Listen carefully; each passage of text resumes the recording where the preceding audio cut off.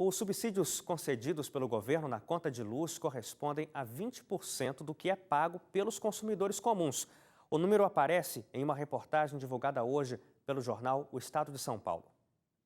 O jornal O Estado de São Paulo publicou que os subsídios de energia elétrica no país representam 20% da conta de luz paga pelo consumidor. Isso quer dizer que aquele consumidor que paga R$ 100 de conta de energia paga, na verdade, R$ 20 para cobrir gastos com contas de outros consumidores. Nesses outros consumidores estão incluídas famílias de baixa renda, beneficiadas por programas do governo federal que pretendem levar luz a todos os lugares do país. Mas também estão setores produtivos da economia que ganharam condições especiais nos últimos anos, como o de agronegócio e irrigação. Ainda entram empresas que prestam serviços básicos para a população, como o fornecimento de água, esgoto e saneamento.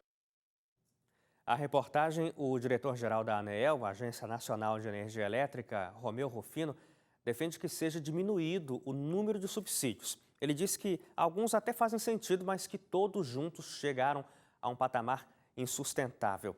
Insustentável fica para o consumidor, eu diria, professores, que acabam subsidiando, sem nem saber, a atividade econômica de outras empresas, pelas quais também pagam. É verdade. Então, é imposto, mais imposto, cima imposto, subsídio, a gente vai pagando, né? Agora, é lógico que quando fala em termos de energia elétrica, né? Eu, por exemplo, na minha cidade acontece uma coisa interessante.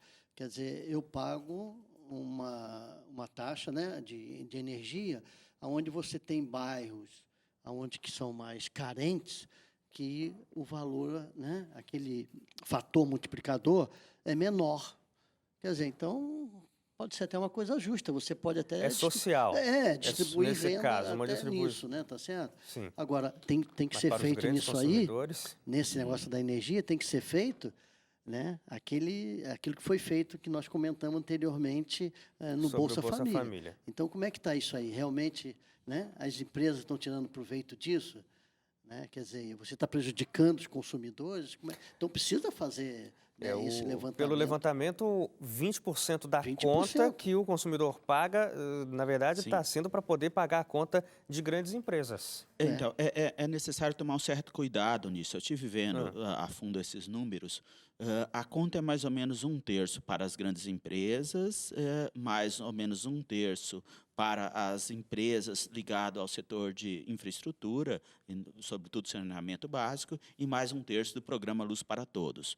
E é interessante destacar que a maior parte desses subsídios são dados às regiões Nordeste e Norte. São regiões, principalmente na região Norte, onde o custo da energia é muito mais elevado. As linhas de transmissões são bem mais longas e nós temos que pensar o grande programa nacional, que foi o programa Luz para Todos.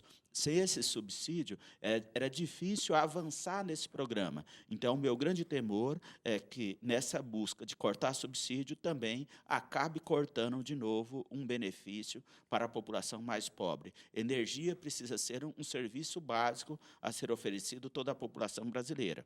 E as pessoas tiram proveito disso, né? Esse é que é o Isso. problema todo, né? Que as pessoas que não precisam, né, tiram proveito, né, nessas brechas que tem, para também ter esse subsídio. Esse que é o problema todo. Sim.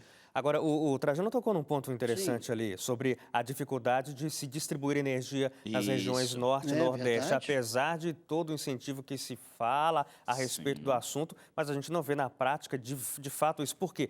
Não é lucrativo para as empresas se instalarem para fazer isso? Nós temos que pensar que o custo é muito elevado. Uma coisa é eu puxar uma rede de energia para minha casa, numa rua onde já tem uma rede de energia oferecida. A outra é que eu moro a 8, 10 quilômetros de uma rede de energia e é necessário puxar toda uma fiação para atender essa localidade. Então, o Programa Rural Brasileiro foi um programa muito caro para chegar a energia na casa de muitos brasileiros. Sim. Consequentemente, se a conta for paga por essa família, ela não terá pesado acesso... demais para essa família pagar. Ela não terá acesso à energia nunca. Então, foi importante o programa que o governo federal fez de acesso à energia, onde todos pagaram essa conta, e também tem esse desconto no valor dessa tarifa agora.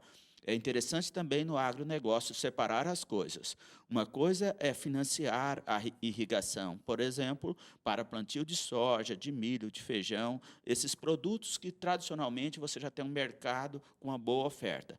Mas tem muitos projetos também ligados à agricultura familiar, produção, né, de que é indústria. importante no emprego dessas famílias e também na produção de alimentos, por exemplo, para o PNAE, que é o Programa Nacional de Sim. Alimentação Escolar. Mas essa verba destinada, por exemplo, para o agronegócio, ela é dividida, como você está falando, ou não? O recurso é destinado só para as famílias agricultoras e não é destinado para os grandes empresários do agronegócio? Não, vai para todo mundo. Não há clareza quanto a isso. E esse é o problema. Então, esse que é o mas problema. a gente também pega os grandes, obviamente que também pega. Então, o que precisamos é ter um processo de fiscalização mais intenso. Sim. Eu não conheço a fundo essa legislação, mas é interessante que você não pode perder o benefício dado a essas famílias de agricultores que dependem de energia e de irrigação.